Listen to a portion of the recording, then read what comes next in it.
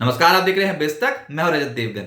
ऐसी जोरदार खरीदारी इंडियन मार्केट्स पे आई कि मंदी करने वाले बुरी तरीके से फंस गए। 2025 का दूसरा ट्रेडिंग सेशन और डोमिनेट कर गए बुल्स। वीकली एक्सपायरी थी निफ्टी की, लेकिन वन वे ट्रैक पे तेजी बन गई। सब लेवल्स टूटे हैं हायर स्तरों पे जो रेजिस्टेंस का काम कर रहे थे। अंतरराष्ट्रीय बाजार से कुछ खास अंक थे नहीं, क्योंकि वो तो हॉलीडे मूड पे छुट्टी मना रहे थे। और हमारे यहां बताया था गिफ्ट निफ्टी की 60 पॉइंट्स के आसपास नीचे जाएंगे। अच्छा, बाजार गया ही नहीं लाल निशान में। आज तो ओपन हुए 23,783 के लेवल पे, उसके बाद हिचकोले खाने शुरू करे।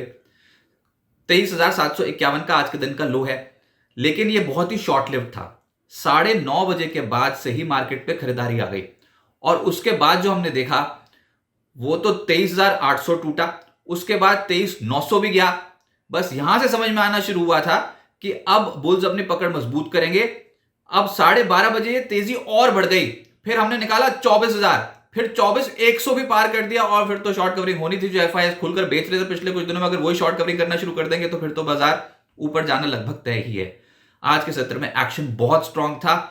23,783 का ओपन हुआ, 23,751 का लो लगा, लेकिन उसके बाद पलट के देखा ही नहीं। हाई लगा दिया 24,226। भागते चले जा रहे थे। क्रेडिट दो सेक्टर्स को गया, एक तो था एनबीएफसी और दूसरा था ऑटो। आज इन दोनों सेक्टर में बढ़ चढ़कर खरीदारी हुई है।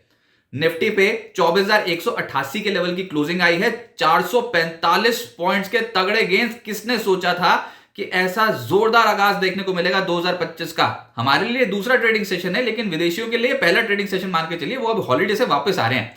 निफ्टी बैंक 544 अंकों के तगड़े उछाल के साथ 51,605 के लेवल पे हुआ है बंद, और सेंसेक्स 1,436 अंकों के उछाल के साथ 79,943 के लेवल पे हुआ है बंद। 48 शेयर्स निफ्टी के चढ़ गए, 2 गिरे। अब जो तेजी आपको दिखाई देगी ना स्क्रीन पे, उसमें ऑटोज और एनबीएफसी ज्यादा दिखाई देंगे। निफ्टी पे ही जो सबसे तेज था वो था आइशर मोटर्स। रिकॉर्ड स्तरों पे पहुंच गया आइशर मोटर्स। कौन कह रहा है मंदी ऑटोज में? आइशर मोटर और एमएनएम के स्टॉक्स रिकॉर्ड हाई लेवल्स पे हैं। आइशर मोटर्स आज 8.5% चढ़ा है। बजाज फिनसर्व, बजाज फाइनेंस में तूफान आया। 6.25% से लगभग 7.25% की तेजी इन दोनों स्टॉक्स में। फिर मारुति सुजुकी 5.5% ऊपर, और श्रीराम फाइनेंस का स्टॉक आज 4.5% ऊपर। दरअसल ऑटो बिक्री आंकड़े जितने खराब रहने का अनुमान था उतने खराब आए नहीं। बढ़िया आ गए ऑटो बिक्री के आंकड़े इस बार दिसंबर महीने के। ऑटोज में नेशनल सोर्स से बहुत तगड़ी खरीदारी हुई, और दूसरा पॉकेट तो एनबीएफसी है ही। निफ्टी लूजर्स में सन फार्मा और ब्रिटानिया बस नाम मात्र के नीचे थे। एफएनओ गेनर्स में आपको फिर वही स्टॉक्स, आइशर मोटर्स, ये निफ्टी का ही टॉप गेनर है। फिर बजाज फिनसर्व, ये 8% ऊपर। बजाज फाइनेंस 6.5% ऊपर। चोला फाइनेंस 7.25% ऊपर। ऑयल इंडिया का स्टॉक 6% ऊपर।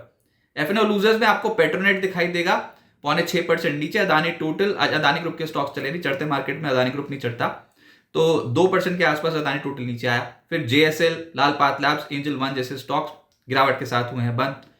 मिड कैप्स वैसे पिछले कुछ दिनों में तेजी शो कर रहे थे, इंडेक्स हेवी वेट्स नहीं चल रहे थे। आज तो बहाना मिल गया मिड कैप स्टॉक्स को, और मिड कैप स्टॉक्स साथ साथ चल लिए। फिर सबसे तेज कौन सा होगा? एनबीएफसी स्पेस से जुड़ा हुआ स्टॉक जो सुंदरम फाइनेंस है। सुंदरम फाइनेंस का स्टॉक है 15% ऊपर। फिर रिलायंस इंडस्ट्रियल इंफ्रा, एक स्टॉक जो 11% ऊपर आया।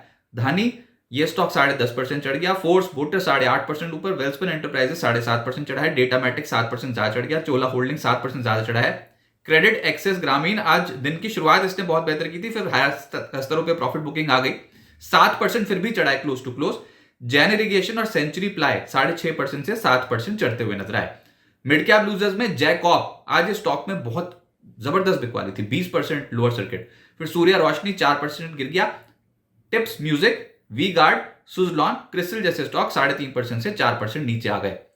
ऑटोज छा गए, और जो मैं बार बार कह रहा हूं कि जितने खराब दिसंबर बिक्री आंकड़े रहने की उम्मीद थी उतने खराब नहीं आए, अच्छे आ गए।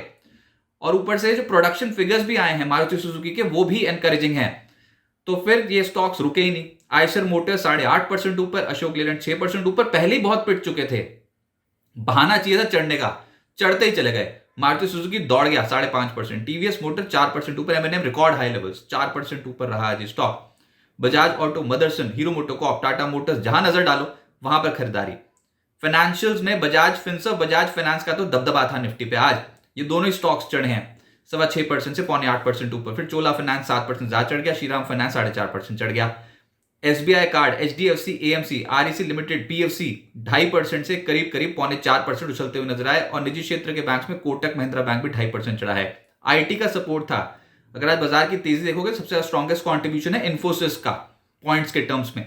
इन्फोसिस आज 4% चढ़ा है। फिर एचसीएल टेक 3% ऊपर, एलटीटीएस 2% ज्यादा चढ़ा, LTIM, TCS, Mphasis, Tech Mahindra ये सब स्टॉक्स चढ़े हैं। प्राइवेट बैंक्स में आज ज्यादा खरीदारी देखने को मिल रही थी as comparative to PSU banks. तो इंडसइंड बैंक 2.25% ऊपर रहा, फेडरल बैंक 2.5% चढ़ गया, कोटक बैंक 2.5% ऊपर, सिटी यूनियन बैंक और एक्सिस बैंक में हरियाली देखने को मिली। ऑयल एंड गैस स्पेस में सबसे तेज चला है ऑयल इंडिया 6% ऊपर, आईजीएल 5% ऊपर, ओएनजीसी 4% ऊपर, रिलायंस इंडस्ट्रीज का स्टॉक 1.5% ऊपर आया, जीएसपीएल और एमजीएल जैसे स्टॉक्स भी हरे निशान में बंद हुए। तो आप देख सकते हो आज जो ज्यादातर फ्लेवर था ना वो large to mid cap category के जो स्टॉक्स थे वहां पर ज्यादा तेजी देखने को मिल रही थी, क्योंकि ये इंस्टीट्यूशनल बाइंग ज्यादा नजर आती है इंडियन मार्केट्स में। अब देखना होगा कि ये कितनी कंटिन्यू होती है, लेकिन ऐसा लग रहा है कि आज बुल्स ने जिस तरीके की हरकत करी है ना तो ये बाजार को और चढ़ाएंगे। थोड़ा पॉज आ सकता है लेकिन तेजी बन सकती है। अच्छा, ऐसे में फिर प्राइमरी मार्केट पे तो एक्टिविटी तेज है ही, और आज जो आईपीओ बंद हुआ है उसमें कमाल के subscription figures. Indo Farm Equipment का आईपीओ 227.57 टाइम सब्सक्राइब होके बंद हुआ है। छोटा इशू साइज था 500 करोड़ रुपए का, जिसमें 250 करोड़ रुपए का फ्रेश इशू, बाकी का ऑफिस था। 745 से 785 रुपीज का प्राइस बैंड रखा गया था। भर भर के बोलियां मिल गई। अब आगे क्या होगा? बाजार में प्री बजट रैली की शुरुआत हुई है, ये तो साफ तौर पे स्क्रीन देखने में पता लग रहा है, क्योंकि पिछले 9 ट्रेडिंग सेशन से आप ऐसे दायरे में फंसे हुए थे कि आपको खुद ही समझ में नहीं आ रहा था ऊपर जाएंगे नीचे, और ऊपर से वॉल्यूम्स बेहद थिन। बहाना कि विदेशी निवेशक चले गए हैं हॉलीडे पे, छुट्टी पे, अब वो वापस आए तो फिर एकदम से तेजी देखने को मिल रही है मार्केट्स में। और आज तो वॉल्यूम्स इतने जबरदस्त थे। 18 दिसंबर 2024 के बाद की सबसे बेहतरीन क्लोजिंग हमने निफ्टी पे देख लिया आज के सत्र में, और जो लेवल्स टूटे हैं वही तो बन जाएगा फ्लोर। यानी कि 23,900 नहीं निकाल रहे थे आप, 24,000 का लेवल नहीं निकाल रहे थे, इसके ऊपर चले गए, और ऊपर भी कितने 200 पॉइंट्स से ऊपर चले गए। तो फिर ये लेवल्स तो सपोर्ट की तरह एक्ट करेंगे 23,900 और 24,000 का लेवल। जब तक ये नहीं टूटते तब तक कोई टेंशन की बात बनेगी भी नहीं। ठहराव आ सकता है, लेकिन ये रैली ऐसा लग रहा है कि और कंटिन्यू होती हुई नजर आएगी। अब इसको आप ट्रंप रैली का नाम दे दो, इसको आप रिजल्ट सीजन से पहले वाली रैली का नाम दे दो, या फिर इसको आप प्री बजट रैली का नाम दे दो। रैली तो रैली है, और ऑटो बिक्री आंकड़ों के बाद सेंटिमेंट ही एकदम से सुधर गया। मंदी करने वाले बुरी तरीके से फंसे हुए हैं।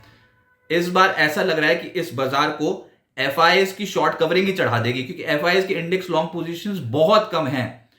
इनफैक्ट 87% तो वो शॉर्ट करके बैठे हुए इंडेक्स को। और अगर आप ये सोचो कि इंस्टीट्यूशन को दिखाई दे कि ये तो आज मार्केट 445 पॉइंट्स ऊपर निकल गई, इंडेक्स पे ही तो शॉर्ट करके बैठे हुए हैं, तो वो सोचेंगे थोड़ी 445 पॉइंट्स ऊपर चलेगी और 445 पॉइंट्स का वेट करते हैं, उसके बाद शॉर्ट कवरिंग करेंगे। और यहीं से ही शॉर्ट कवरिंग करना शुरू कर देंगे, और बाजार को यही एक ऐसी चीज है जो ड्राइव कर देगी।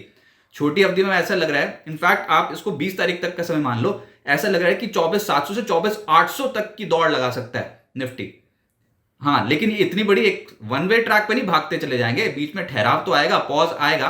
वो जो पॉज आएगा उसमें खरीदारी का मौका ढूंढें, डिप्स में ऐड करने की कोशिश करें, क्योंकि जब तक बाजार 24,050 24,100 के लेवल्स को ही होल्ड कर जाएगा तो शॉर्ट टर्म सपोर्ट तो यहीं पर ही आ जाएगा। और ऐसा लग नहीं रहा कि अब ये 24,000 का लेवल इतने आसानी से तोड़ेंगे, लेकिन चलो ये भी मान लो कि 23,900 24,000 के लेवल के ऊपर निकले तो यही फ्लोर की तरह एक्ट करेगा। इसके ऊपर ऊपर रहे ना तो फिर बुल्स की ताकत बढ़ती चली जाएगी धीरे धीरे करके, और ये शॉर्ट कवरिंग आएगी हर 100 पॉइंट्स की स्ट्राइक पे। तो अभी तो 24,200 के ऊपर बुल्स और बियर्स पकड़ मजबूत करने की कोशिश कर रहे हैं। जीत बुल्स की होनी ये भी समझ में आ रहा है, लेकिन सबसे ज्यादा जमावड़ा यहीं पर ही है 24,200 पे।